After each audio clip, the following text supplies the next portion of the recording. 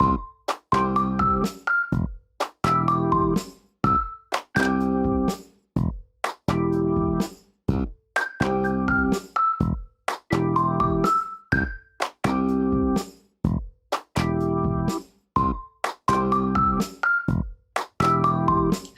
and welcome to another episode of Treasury Talks. Here with me today is Treasurer Kelly Mitchell of the great state of Indiana. Kelly and I, Treasurer Mitchell, I should say, we first met back in early 2019 at the National Association of State Treasurers Legislative Conference, and we were fast friends. I just want to thank you so much for being here today, this morning. My first question for you is, could you give us a little bit of background on how you got to become the treasurer and what that has looked like, especially in your current role as the president of the National Association of State Treasurers? Well, thank you. It's wonderful to be here. Thank you for inviting me, and please call me Kelly. I will call you Colleen. So you look back on your path and you think, how did I get here? And when I am asked about my background, I go way back to the beginning, where I was born at a naval base in Rhode Island. And I do that because I think I was raised with just a sense of public service is expected, that there's something you do to give back to your community. So I was actually raised in Northern Illinois and came to Indiana to go to school. And part of my college journey took me out to Arizona State, and I spent a semester interning for Senator John McCain. And that was kind of my first real exposure to what it's like to be a public servant. And I didn't come away from there thinking I was going to run for office, but I did come away very impacted by what it meant to be a public servant. And then I came back to Indiana. I got a degree in political science, and I just went to work and got married and had a couple kids. And but at 29, I ran and won a local office here, commissioner, and served 8 years in local government and absolutely loved it. Just such a neat way to participate in your community and give back to the people that you're with. And then I moved to Indianapolis, and I thought politics was over for me. And but a few years later, went to work in the state treasurer's office, and 6 years later, ran for state treasurer because I really knew the office by then. I really loved it. I knew what we did was so important, and so I threw my hat in the ring, and very fortunate to be in my second term as the treasurer of Indiana. Well, it's really a wonderful story. I love that, your legacy begins with a family of public servants, and just that you were, given the opportunity to have such an amazing, remarkable mentor in Senator McCain. But as state treasurer, we always say that no two state treasurers are alike. Our offices are very different. Can you tell us a little bit about some of the work that is unique to your office, and maybe what you find most important as far as those responsibilities, and maybe some of the interesting or methods in which you can weave in your own passions into your office? As the Indiana State Treasurer, I am the state's chief investment officer. So I am responsible for the management of about $8 to $9 billion on a daily basis. And that's my constitutional role. But I'm on about 14 other boards. I chair Indiana's 911 board, which I am the only treasurer in the country who does that. But the structure of 911 in Indiana, answering to a single statewide elected official, has over the years proved to be a way in which we can be very nimble and very responsive to changes in technology. We were the world's largest deployment of text to 911 several years ago, and you can text to 911 anywhere in Indiana. And we just are able to stay on the leading edge of technology and making sure that we're providing the best public service we can through 911. So that's been fantastic. When I started in the treasurer's office, I started because the legislature created our state's local government investment pool. And so I stood that program up and directed that for 6 years. And that's still going strong. That's a wonderful tool for Hoosier local government units to use. Probably like you, I run the College Choice 529 program for Indiana, and also the ABLE program, which is new in the last several years for my office. But I'm also on the Indiana Finance Authority, the Indiana Housing and Community Development Authority, which is fascinating because we work with housing and development issues all over the state. I'm a trustee on our retirement system board, and I'm the trustee for the state police retirement. So we have never a dull moment in our office. We are always, there's always something that needs to be done, which I love. But also there are a lot of ways that we look to improve. We look to stay relevant, to be transparent, to communicate to the best of our ability to our constituents. We get a lot of calls to our office that really don't have anything to do with our office, including taxes, the collection of taxes. But we know where to send the people. And so we just take great pride in our office, being responsive and responsible public servants. Well, and talk about being responsive and responsible. Speaking as a treasurer, I know we were all, thrown a big curveball with COVID, and we all sort of had to step dynamically, if you will, into different areas that we weren't expecting. How have you guys adapted there in Indiana within your office? Adjusting to new normal, what's that look like as far as the operational challenges? And what are some of the things you had to overcome? One of the things I think about is, as you said, unique to your office is 911. Did you find some challenges there, or what were those big operational challenges? Like all of us, we really were scrambling to respond. 1 week we're in the office and the next week we're not. And this, by the way, is our first legislative session that we're doing kind of a hybrid of remote and there, because the legislative session in 2020 had basically just ended before things had really shut down. So, that's a whole new procedure, so to speak, that we're learning right now, is how best to interact with the legislators and stay on top of everything.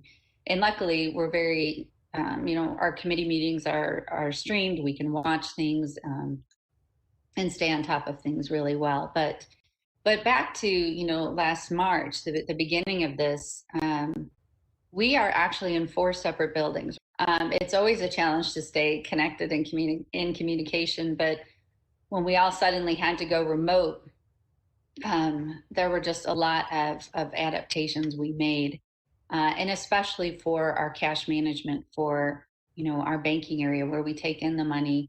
That has always had to be open, at least for certain times during the week. And so, so much work to make sure that the staff there is safe, and just even getting everyone VPNs, getting, just doing all of that work. Government really hasn't been done remotely.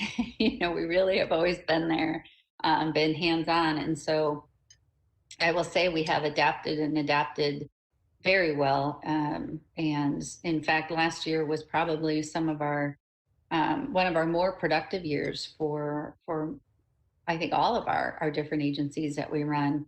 911 had its special challenges, but luckily we have been always in the lead on state. We have 92 counties, so if one county dispatch center went down, their calls we're already planning to flip to a neighboring county, or there was already those backup systems set up. But what we are facing now is, what if one dispatcher had COVID and they had to quarantine all the dispatchers, and then was another county prepared to really take on all those calls. And we've had a few dispatch centers that have been hit pretty hard with COVID, but they've always just come through.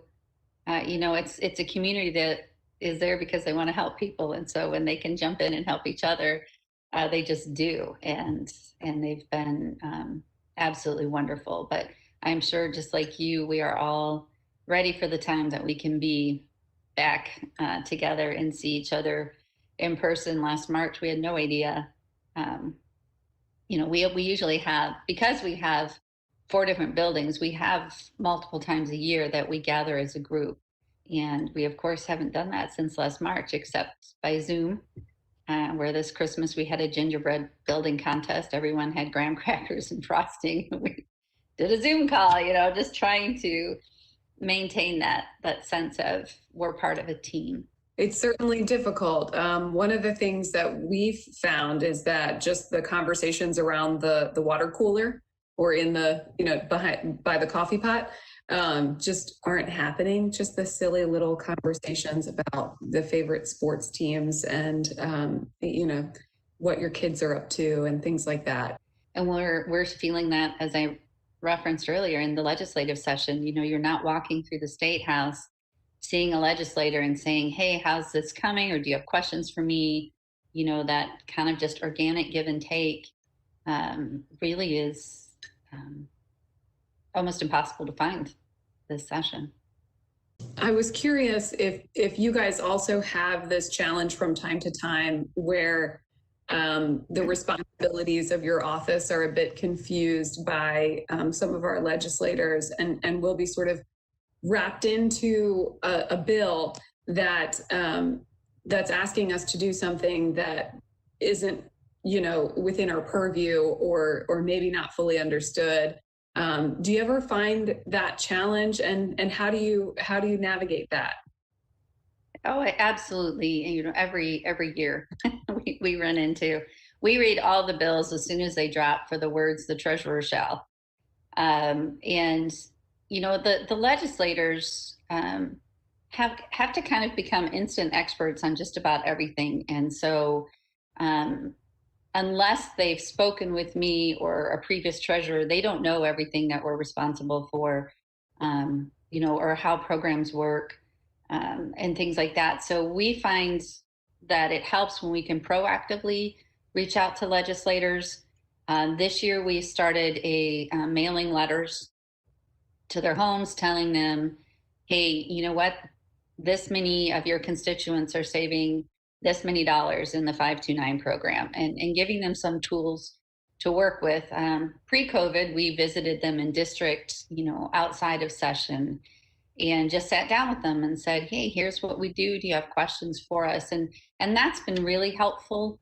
But, there are a lot of legislators and there are new ones. And so sometimes it's post a bill being dropped where we call up somebody or go see them and say, so this is, maybe an interesting idea, but can we flesh it out some more with, what do you think it would take? Here's what I think it might take. But it makes for great conversations and opportunities to build relationships. But yeah, we stay on top of it. I know that you are accessible and you remain accessible, and that's part of one of the things that you are really committed to. If people wanted to, reach out to you, get in touch with your office, find out more about the 529 program, the ABLE program, some of the other programs that you run, how would you recommend that they do that? Well, we have a great website. It's, if you just look up tos.in.gov, you'll get directed to our website, and it has links to all the programs we run or participate in. It's a great way to begin, but we also welcome phone calls. Call the office, call me. We hope we make it easy for people to find us.